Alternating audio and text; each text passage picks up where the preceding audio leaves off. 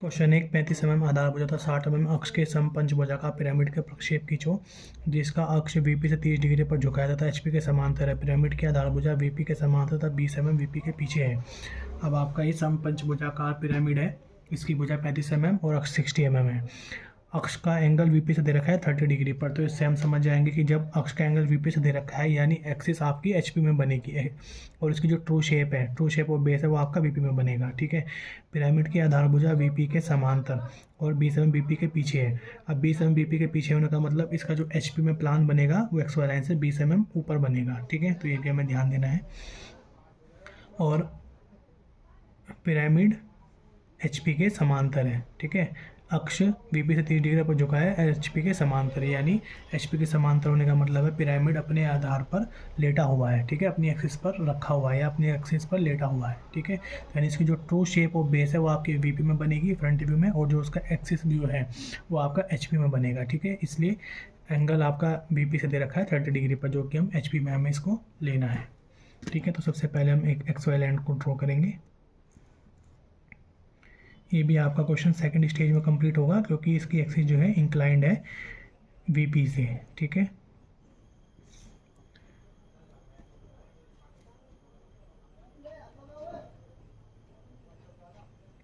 तो 35 आधार भुजा। अब पंचभुज की भुजा कितनी दे रखी है 35 और चूंकि ये लेटा हुआ है तो इसकी एक भुजा को हम राइट साइड में 35 लेके इसको कंप्लीट करेंगे।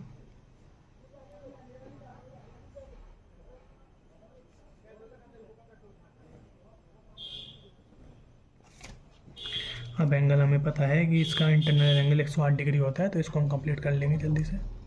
तो इस प्रकार से हमने पंचभुज बना दिया। अब चूँकि ये आपका पिरामिड है तो हमें इसका सेंटर पॉइंट भी चाहिएगा। ठीक है, तो सेंटर पॉइंट के लिए ये जो भुजा है इसकी 35 इसका मिड पॉइंट लेंगे। सबसे पहले मिड पॉइंट वाला इसमें नहीं करेंगे क्योंकि 35 का हाफ एग्जैक्टली हम नहीं ले पाएंगे, तो हम ये जो उसकी बेस भुजा है यहाँ से 54 डिग्री, इधर से 54 डिग्री का एंगल लेंगे, उनका इंटरसेक्शन पॉइंट ही आपका इसका सेंटर पॉइंट कहलाएगा। ठीक है, तो सबसे पहले हम चांदी की मदद से 54 डिग्री का एंगल लेंगे।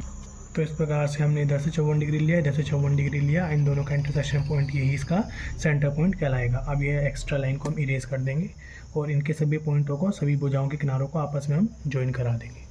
तो इस प्रकार से पंचभुज की शेप कंप्लीट हो गई। अब हमें एक्सटेंशन लाइन नीचे लेके जानी है एक्स वाई लाइन तक।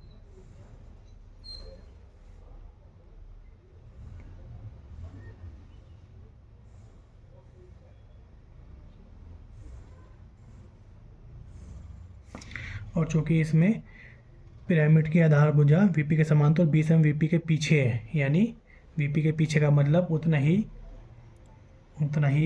एक्स वाई लाइन से ऊपर या नीचे उसका जो है आपका प्लान बनेगा। ठीक है, तो हम एक्स वाई लाइन से उतना ही नीचे इसका प्लान बना लेंगे फर्स्ट एंगल में। तो अभी हम यहाँ से 20 नीचे लेंगे। पहले 20 की एक भुजा ले लेते हैं। 20 हमारा यहाँ पर आ गया, तो यानी इसकी जो एक्सटेंशन लाइन है वो हमारी सभी की यहाँ तक हम इसको ले आते हैं।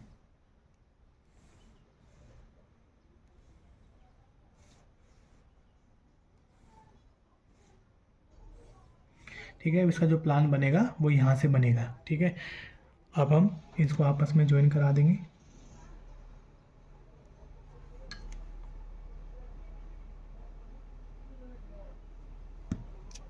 ठीक है, तो ये पिरामिड का बेस बन गया।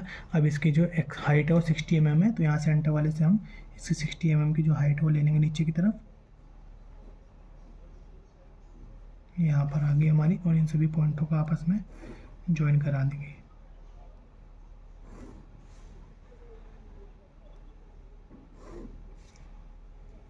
तो इस प्रकार से इसको हम नाम दे देंगे, ये आपका ए डैश हो जाएगा, ये B dash, C dash, D dash and E dash. Same इसी प्रकार से ये आपका हो जाएगा A dash oblique B dash, ये हो जाएगा आपका C dash oblique E dash, और ये हो जाएगा आपका डी डैश, और ये हो जाएगा आपका ओ डैश। यहाँ पे लिख देंगे इसको ओ डैश।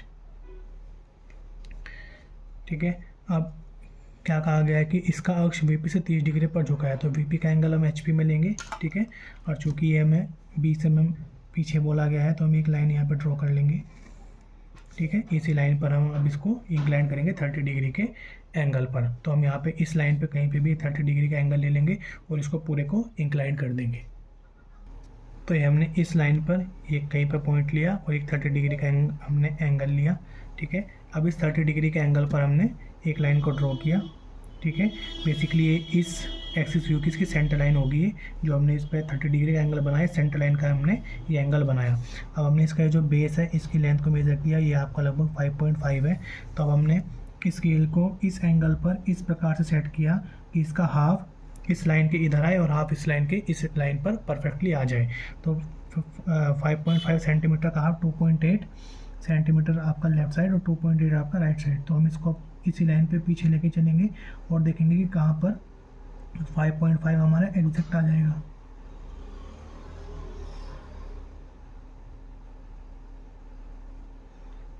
इसी एंगल पर रखते हुए हमारा 5.5 एग्जैक्टली यहाँ पर आ गया ये।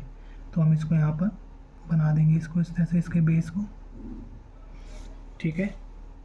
और ये वाली जो लाइन है इसको अब हम सेंटर लाइन की फॉर्म में बना देंगे। और ये सेंटर लाइन की आपकी जो हाइट है वो आपकी 60 mm है, तो अब हम इसको 60 mm बना देंगे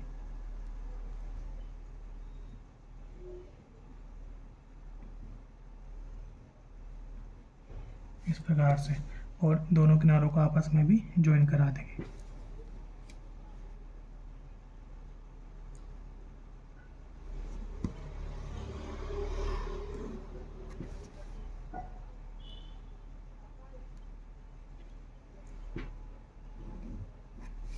ठीक है।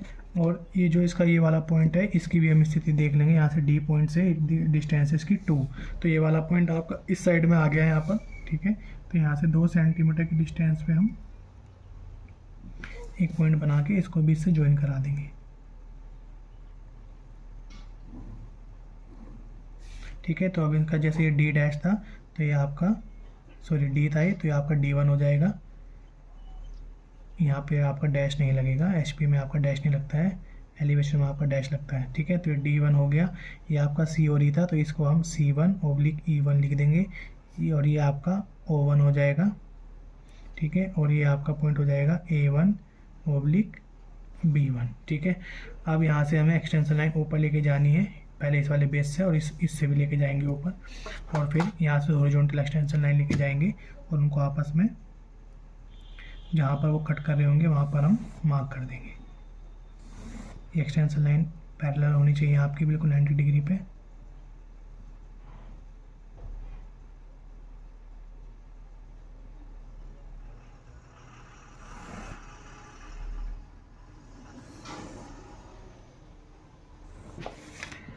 अब देखिए ये आपकी डी की एक्सटेंशन लाइन ऊपर की तरफ जा रही है और डी की जो हॉरिजॉन्टल एक्सटेंशन लाइन आएगी वो इस साइड से आएगी, ठीक है। तो हम यहाँ से इसी लाइन के पैरेलल ये वाली लाइन हम आगे बढ़ा लेंगे।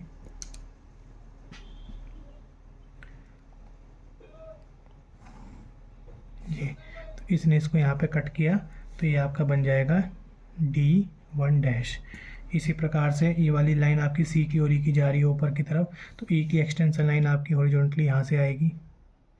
तो इसने इस लाइन को यहाँ पे कट किया, तो एक पॉइंट आपको ये मिल जाएगा। और इसी प्रकार से सी की लाइन आपकी यहाँ से ऊपर से आएगी, ये वाले इस पॉइंट से, सी के पॉइंट से, और वो आपकी इस लाइन तक जाएगी। तो एक पॉइंट आपको ये मिल जाएगा। तो ये ई की लाइन थी, तो ये हो जाएगा आपका E1, ये हो जाएगा आपका C1।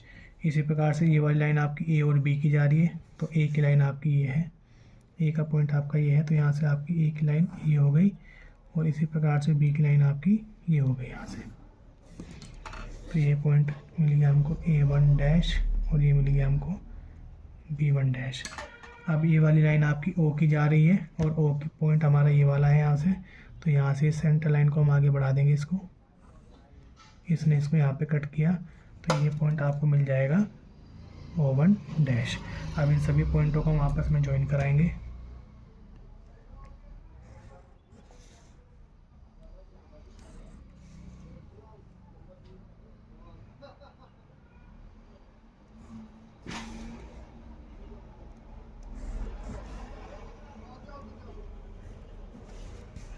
और साथ में इसको भी हम मिला देंगे इससे।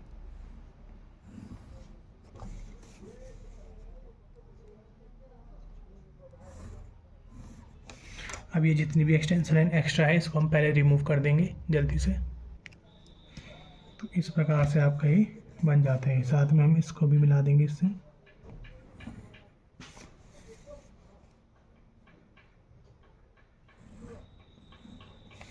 तो इस प्रकार से आपका ये क्वेश्चन कंप्लीट होता है।